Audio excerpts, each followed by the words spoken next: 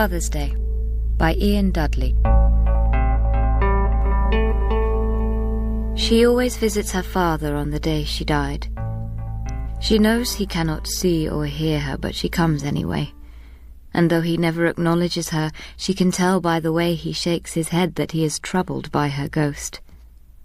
This year, her visit was even less successful than usual, and she wonders if she'll come again. But she knows she will. She cannot turn her back on him the way he did on her. As a child, she never liked her father's devotion to the elders, with their easy certainty and doubtless perfection. But it was only when her mother died in an accident, and he started loving God more than his daughter, that things went really bad. 2 years later, and still solid with grief, she made the mistake of telling him she didn't believe anymore. Instead of getting his attention, this increased his love for God to the point at which he disowned her. He must have been as damaged by her mother's death as she was, but she had not understood that at the time, and nor had he. He said, by renouncing her faith, she had died anyway, and that this was kinder. Instead of trying to dissuade him, the elders helped arrange the implants that killed her. They said a man had a right to believe what he wanted. For weeks after the operation, she wept whenever she saw him. Serene and numb from his bereavement, he hadn't seen or heard her. Self-preservation drove her to move out a few days after her 16th birthday.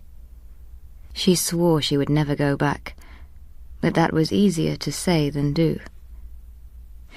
This time, she needed to put the address of her apartment into her father's terminal. He would never see it, of course, but he was looking so much older these days, and if he was taken ill, someone might think to contact her. Maybe that was why she allowed herself to scan his implants for the first time. Or maybe it was just professional curiosity. Either way, she got what she deserved. She was revolted by the crude and nasty piece of work she found, more disfigurement than surgery. It would have been a kindness to remove them, but he had made his choice, and she couldn't allow herself to change his mind without the consent he could never give her. She turned her face up to the sky and let the thin rain fall. She was glad that she had decided to walk from his house to her flat. Sometimes it was good to be in the real world. It was late, and the streets were empty. People thought that hers was a bad area simply because it was poor, but she had never had any problems. A movement drew her attention to the man waiting at the end of the street. Her hand reached into her bag. "ID check," said the officer. She knew that it was pointless. She saw her ID card lying on the table in her father's flat. She'd used it to scan her new address into his terminal and had forgotten to put it back. She smiled hopefully at the officer. Stony-faced, he asked her name, downloaded her biometrics onto his handheld, and scanned her. Assured that she was who she said she was, he checked her record. The white screen where her belief should have been reflected in his visor. Immediately the officer became hostile and suspicious. It was a depressingly familiar response. Her blank slate of faiths and preconceptions made her a good finder, but was no other comfort. People knew how to deal with believers. They could be classified, profiled, and predicted, but people like her were capable of anything. Eventually, the officer issued her with a notice to present her ID at the nearest police station within 24 hours and let her go. She arrived home angry and exhausted. Not owning a cat, she aimed a kick at the core under her bed. "I felt that," it messaged. "No, you didn't." They had a long-running argument about whether the core was sentient. On the occasions when its advanced logic unit really pissed her off, she called it a computer, and it would sulk for hours in an attempt to persuade her it had a personality. The core was a gift from a grateful client and had allowed her to get out of fringe work and go legitimate. She had taught it all she knew about finding. She was smart, but only human. the core never slept and could sift petabytes of information in a few hours. Together, they had skills that corporations would pay good money for, especially if it meant they did not have to get their own hands dirty. She went into the small bathroom, leaving the door to the bedroom open. She brushed her teeth, washed her face, and looked up at last, wondering how long the man standing in the bedroom behind her had been watching. The man was wearing a cheap black suit, white shirt, and had no distinguishing marks, no jewelry, logos, tattoos, or symbols. She turned round slowly. The door to the apartment was ajar and had been forced. She fought to control her anger and fear. "Who the hell are you?" "I am Truth," he smiled. "Get out." Unperturbed, he produced a holograph. "Recently you had a visit from this girl." She tried not to recognize the picture. She had always been disturbed by the superstitious awe she inspired in fringe clients who treated her more like a seer than a data analyst. But she could find things that their beliefs would not allow them to see or even look for, and that was why every finder knew that without confidentiality there were no clients. Looking past the picture into the man's face, she could see that in this case denial was impossible. "I provided her with some information." There was a knot in the pit of her stomach. She opened a channel to the core and sent a question mark. "He has Class 2 implants, stealthed and firewalled, but we can use them against him if we have to," it sent back. Truth stared at her. "The information you provided this girl caused her to reject her beliefs.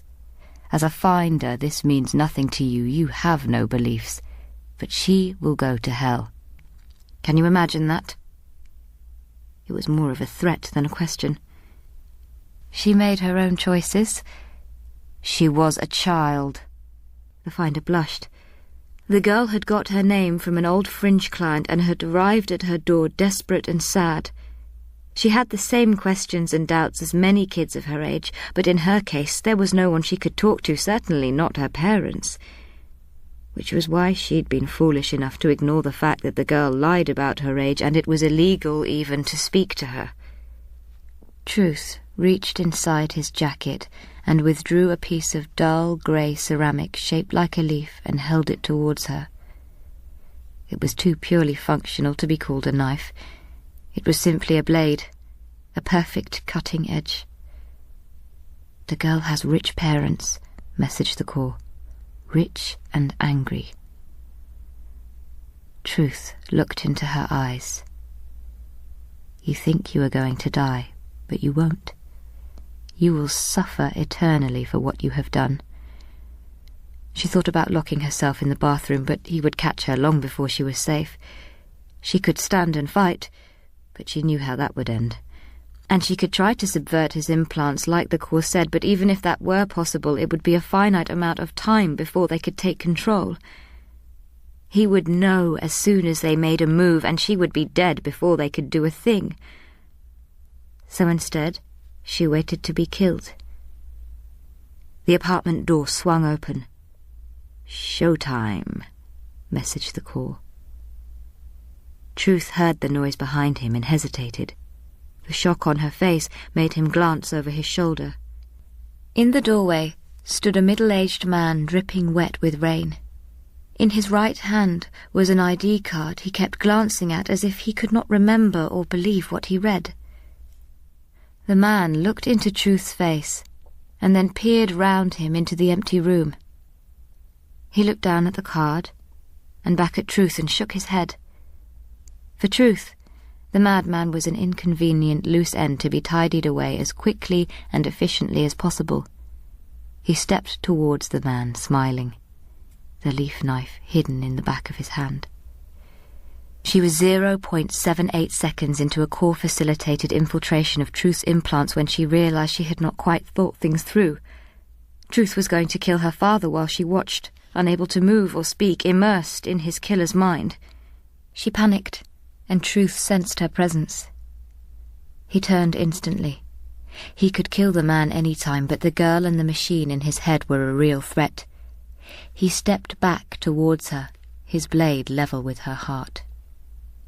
1.2 seconds into the infiltration, she unleashed all her anger and fear into his root-level implants, a brute force attack that sent the left side of his body into spasm and his heart rate rocketing. For a dreadful moment she thought she had killed him, but he took another step towards her with the resolution of a man who knows he is fighting for his life. She hurt him again until he gagged with pain and stopped moving. "They underestimated you," the core messaged in disgust. "They should have sent a real assassin."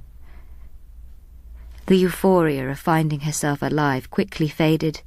She, her father, and Truth stood as if caught in a game of statues. The instant she released Truth, he would try to kill them. The obvious solution was to kill him, but that was beyond her, and a dead body would be the beginning, not the end of her problems. She felt angry and exhausted and scared and wished that she could simply disappear. After a few minutes, her breathing slowed and she became calm. Almost abstractedly, she set to work. She didn't have the time to make what she needed from scratch, but fortunately she didn't need to. She had a model to hand. While she implanted, patched and grafted, she was aware of the core working in the background, covering her tracks, putting a barrier of false memory around her changes so obscene and illegal that even if Truth suspected that his mind had been tampered with, there was a very good chance he would not dare ask anyone to investigate. And if they did, the whole intervention would disappear without a trace, leaving a patch of unrecoverable memory. Trembling at the thought of what might happen, she took the knife out of Truth's hand and placed it in the holder inside his jacket, letting go the last threads of control she held over his mind. He woke and looked at her.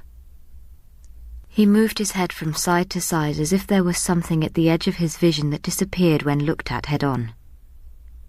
At last he gave up and walked straight out of the room, brushing past the forlorn man in the doorway.